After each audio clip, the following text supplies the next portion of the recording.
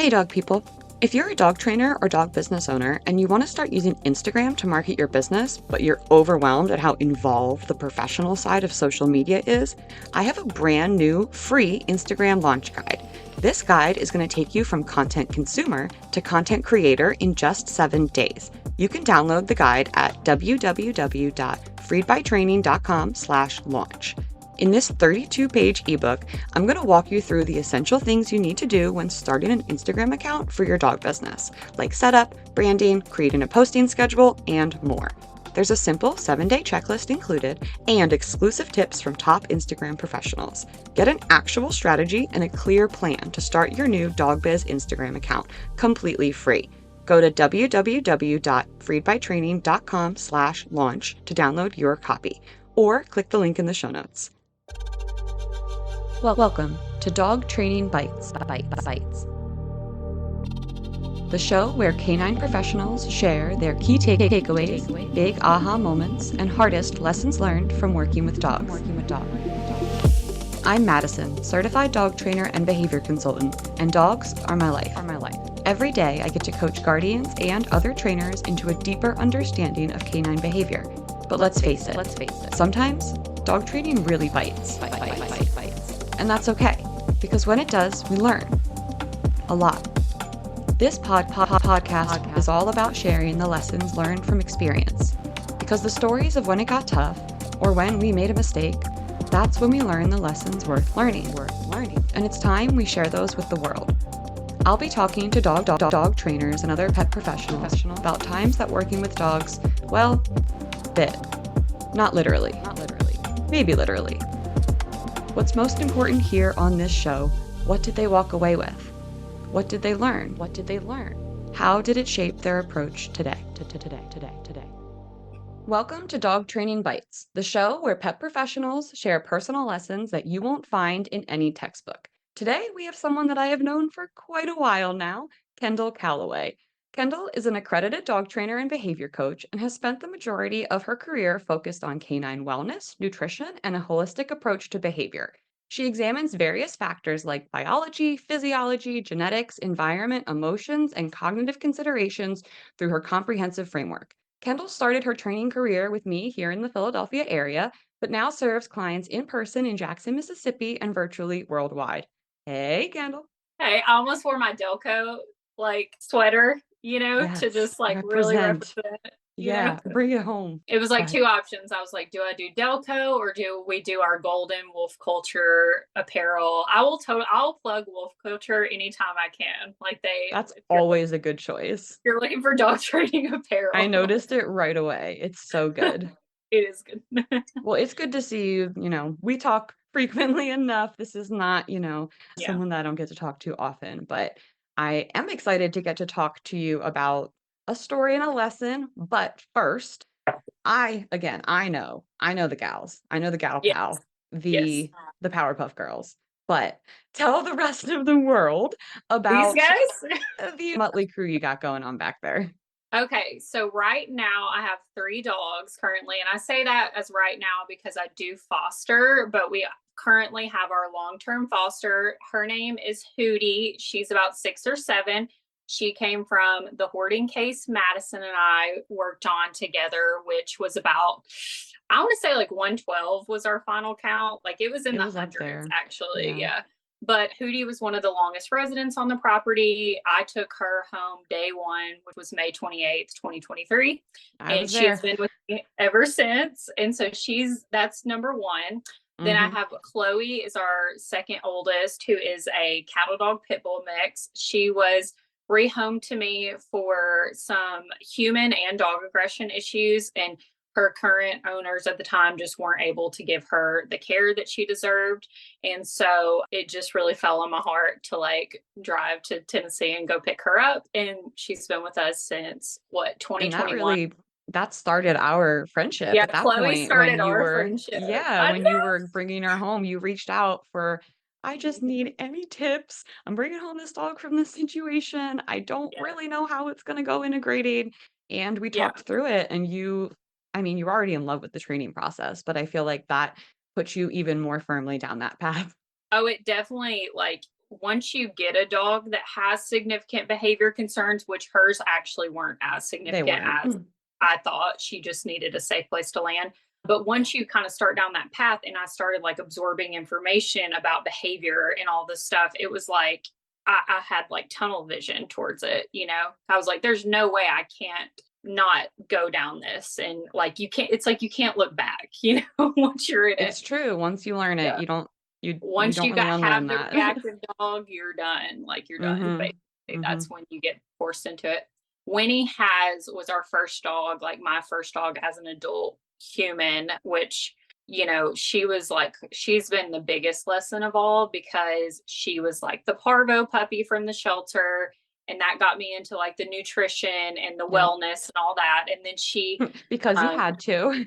because you had to, and then she, you know, and then she's had her own like adolescent behavior development and with moving and stuff. So like she's our little coonhound mix. If any of you guys out there have a coonhound, you know what I'm talking about. Like Yep. it is a serious commitment to these dogs that you have to like take them as they are and just love the mess out of them regardless. And you do. You love the mess out of her. The She mess is, that she is.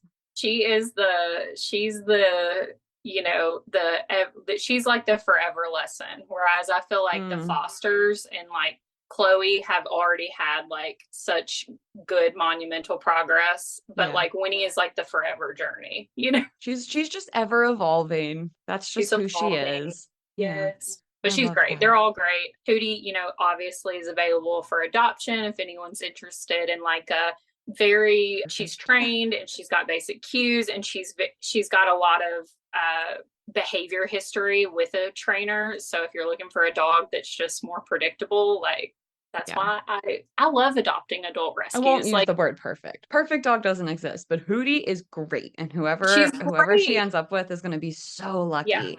Well, Mattison and I both have talked, like you and I have both talked a lot about like adopting adult rescues is just so much more grounding because you do kind of have, especially if they've been in foster, you have some kind of idea of what their behavior is going to look like. Adopting a puppy, they're like a question mark. Oh, I they're mean, still becoming who they're gonna be.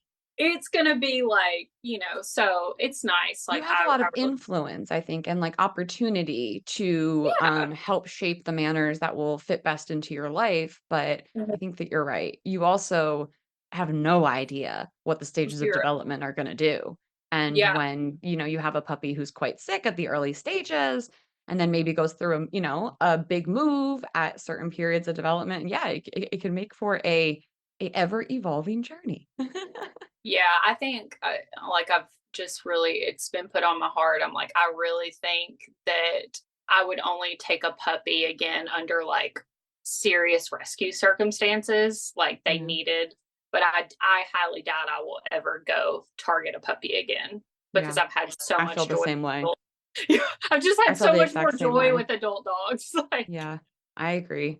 I agree. All yeah. right, Kendall. Well, I am excited to hear what story you have brought to share with me and the world. I don't even know if this is one that I've heard or not, so I'm kind of here buckled in with the rest of the crew.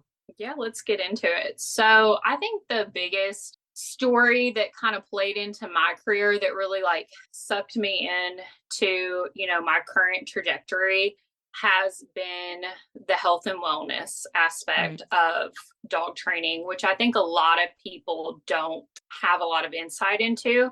Yeah, I agree. Yeah. So specifically, when I moved to Mississippi, I had a case that came to me that they were referred out, and I was a contract employee at the time, and they referred to me for like dog inter-household dog aggression. So that's when two Okay. dogs in the same household are having issues or have had, in this case, like really, really high level bite situations where one dog had to be hospitalized and have surgery. So we went from, Wow.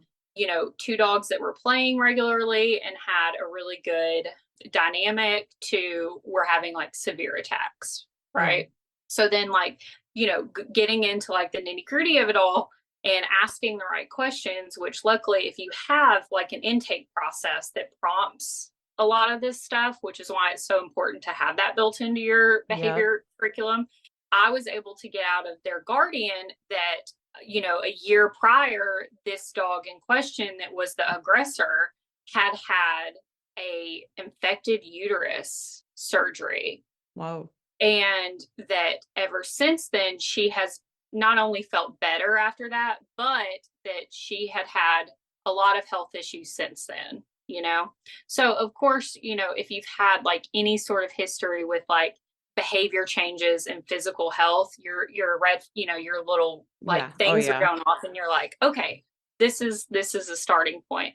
And then what we were able to figure out is that the dog actually had just like an ongoing infection. And even though the uterus had been removed, there was something still lingering. And then, Mm. and that had to be addressed. And who knows? I mean, you could even get into like, is it hormonal? Is it this? Because all of those things that go along with removing a dog's Probably many, entire many uterus. things happening. Yeah, I mean, Absolutely. we can't really say it's just one thing because none of those could possibly occur in a vacuum.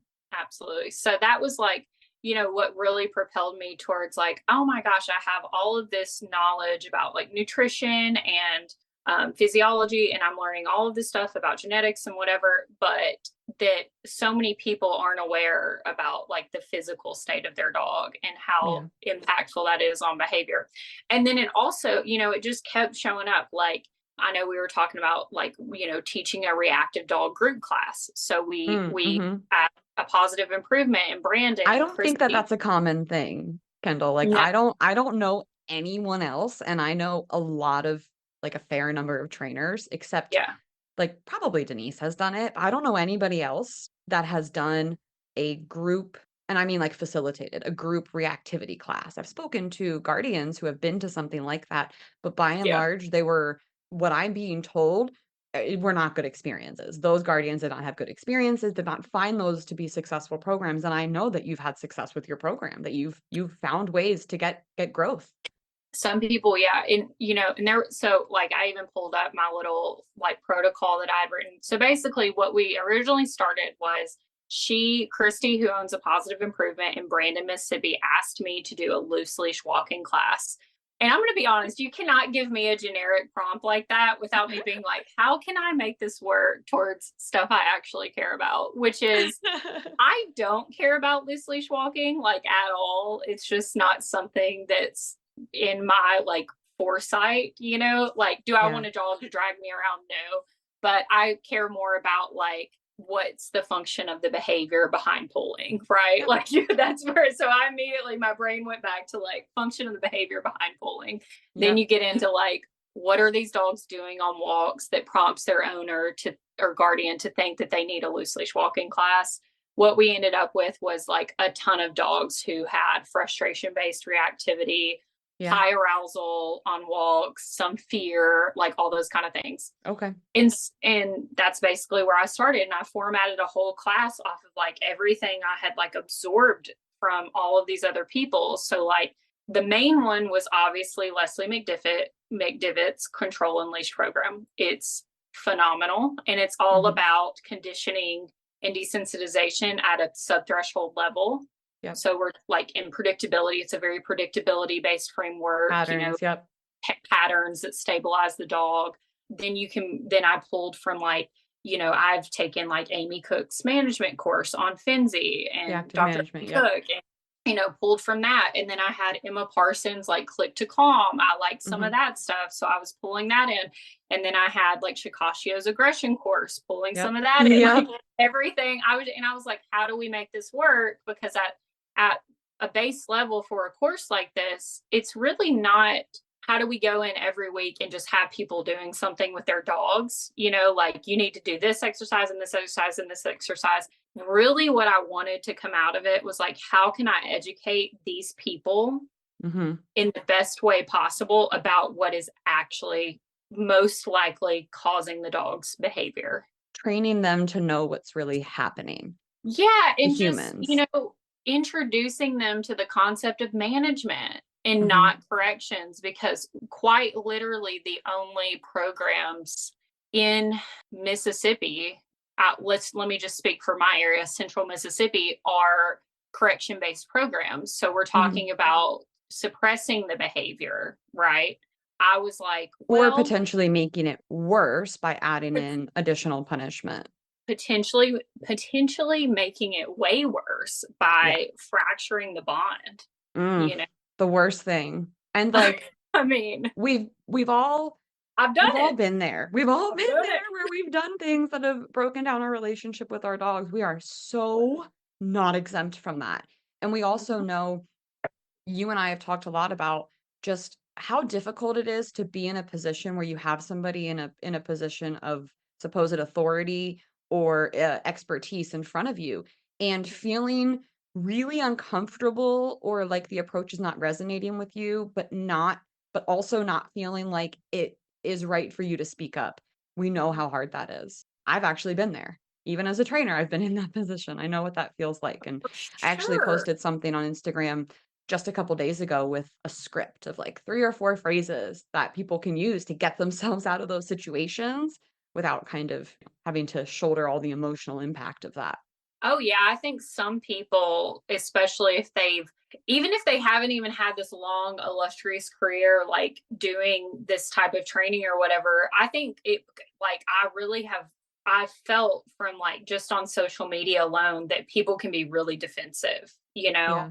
And you want to make sure that, as a student or even as a trainer talking to another trainer that like you come with compassion to every single Mm, interaction because I mhm. don't ever want someone to feel like I'm just like destabilizing or demoralizing them because we don't train the same way. But like I do take issue with like, let's not pretend like that's the only way out there. And like, it's like, do this or else for the dog and the humans, you know? Yeah. And so that was kind of like the mentality of a lot of these people. They might have attended a group class before, they might have came in on e-collar. We had people come in on e-collars. We had people come in on prong collars. We had people come in on good dogs and or good boys or whatever you want to call them. And every single time it wasn't like, let's remove this tool and, scrap everything you've done. It was more of like, let's just start paying attention to like what's actually going on with your dog. So like before they even came to the class, they had to attend like an education session almost without their dogs where they learned about marker words, no reward markers. They learned about just the concept of pattern games, like what and why, because a lot of people would like I think if a lot of people saw us doing like 1, 2, 3 and up, down or whatever, like you're just feeding the dog. It looks like that, but when you actually are able to like sit down and explain it and you don't have dogs around and they can just focus on like the information that's being presented, it's just a lot more successful. We also I talk a lot about body language though, and I think that was where I got the most questions from the guardians, was just telling them like, giving them little handouts of like, I think her name's Sophia Yin. She has all of those like great body language handouts. And I bought all of those and printed them out for everyone. Yeah, And those are so lit- good.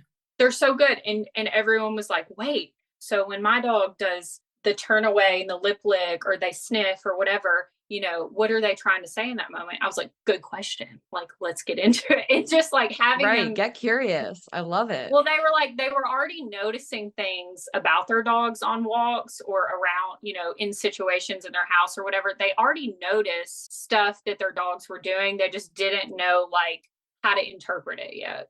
Yeah. And Yeah. that was a lot of it, honestly, is like we just got into that. I got the humans what I felt to be some baseline information. Mhm. And then we would go into the training and like, regardless of the dog or the human, there are dogs that are not going to be candidates for a dog Right. Of class. course. And I think like it is we have to act in integrity in those moments and we have to be willing to refund people their money or Yep. give them another option to work with you, credit it towards private Oh, lessons or whatever. I had to do that a lot when I did instruct group classes of they show Yeah. up and you realize it's not the good fit, so Yeah. you give them their money back and you give them another option if they'd like to move forward. Yeah, and I think what was really hard for some of the guardians is because they felt like their dog was broken or something and they felt like, "Oh my gosh, my dog can't even go to a group class." And I was like, "No, no, no. Your dog cannot learn here. They Right. can learn all of the stuff we're going to learn in this group class, but they cannot learn it in this environment Mm-hmm. because, and a lot of these dogs surprisingly had gone through group classes before and they had struggled the whole time, but they were allowed to graduate group classes Mm. despite the dog struggling the whole time. So we already have like a negative association with this, with the room and the space and the instructors or whatever. And so it was really like, it just, I just immediately said, I was like, I will not allow a dog to continue in this process if I think that they're a bite risk, if I think that they're too scared to, eat or play, or just if they Yeah. can't relax. I had criteria, and you cannot allow people to like walk in there every week and take steps back because Yeah. we're trying to like keep that financial gain or not Yeah. lose the business. I'd rather lose their business because I told them that they weren't a candidate for group class Mm-hmm. than keep them in there and push them back in their Oh, relationship. absolutely. Yeah. So it sounds like this whole group class experience not only shifted, I guess, even the main coaching focus from the dogs to the humans, but also Yeah. gave you a lot of new, I don't know, ways to empathize and like lead with compassion, like you said, in the conversations with the humans. It honestly, I used to have like this horrible relationship with working with people. And I Yeah. think group I classes will, remember. I know, group classes will challenge you, right? In a lot of Mm-hmm. ways. But I think what it actually led me towards is I really, really want to find a way to be the best advocate for people that I possibly can be. And in that regard, they can be the best advocates for their dogs, You have period. to have it yourself to be able to give it away. Jerry says that all the time. You like, if I cannot empower this person to see that they have it within them, if I cannot positively reinforce this There it person is. There it is, the to human to positive reinforcement. succeed in their own, approach, then there is no point of me doing anything with the dog Yeah, because we've lost a link in the chain. yeah, I agree. So, Kendall, is there anything else that you would like the people out there, the wonderful dog people listening, to know about you or about how to work with you? So, my biggest thing right now is that I'm really focusing on helping people that are acquiring dogs that have been in rescue environments, shelter Yeah, environments, or even dogs that are coming into foster.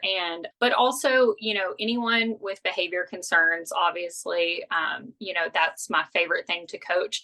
Really, if you're out there and you're like, my dog has a lot of medical issues and they're struggling with their behavior, and, I just don't feel like I have any support, we'd probably work really well together because yeah, part of like my process is to look at it at a very holistic level and think about the dog from, top to bottom, not just what the behavior is. So if they want to work with me, I usually just do emails, Kendyl@sentientdog.com. Instagram is Sentient Sparky Dog Training Co. And they can just reach out. And usually if I feel like I can take the case, I'll take it. And if I feel like there's someone better out there suited to them, I'll refer them to that person because I'm not afraid to give other people business if it's better suited for them. absolutely. All right. Well, you can connect with Kendall on Instagram at Sentient Sparky Dog Training Co. And you can find more information on her training and a link to her website in the show notes. Thanks for joining us in the world of Dog Training Bites, where every challenge brings a lesson worth sinking our teeth into. See you next time. Dog Training Bites was created, produced, and edited by Mattison Simpson. You can connect with me on Instagram at Dog Training Bytes, that's BYTES, and at Freed by Training. For information on today's guest and resources for help with your dog or dog training education, visit www.dogtrainingbytes.stream. Looking for more? Listen to my other show, Unpacked, a clinical dog training podcast co-hosted by Sailor Jerry the dog trainer and produced by Straight Up Dog Talk LLC.